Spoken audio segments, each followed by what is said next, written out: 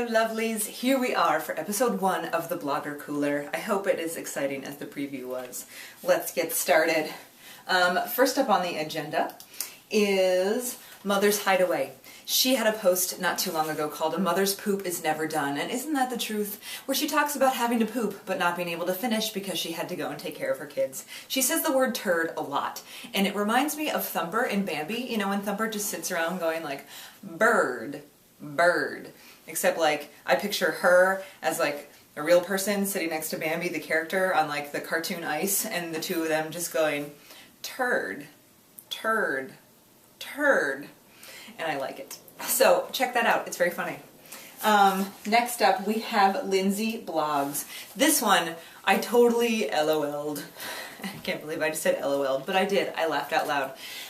It is called "Oh My Gosh, I Won a Gajillion Dollars," and it is about the emails that she has received recently letting her know that she has won a total of over $123 million. And now that she has that money that is being directly routed to her bank account, what she's going to do with it. She even Googles ridiculously expensive houses in Georgia just because she can now afford it with $123 million. Lindsay, I would also like to suggest that you get some plastic surgery.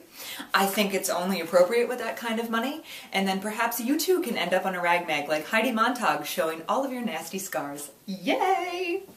Oh, and now, ladies and gentlemen, do you know what time it is? It is Labor Story time! This one is from last year, but I don't care because it's fantastic, and actually over the next several weeks I will have a couple from last year. This is Bookish Penguin, and she is one of my favorites. I have known her as a blogger since I started blogging, and she had Nate last, he's 3 years old, 3 years, he's 3 weeks older than Sailor, so he was born in May. And she had a C-section. The kid just wouldn't flip around, and it's a very good story, so check it out.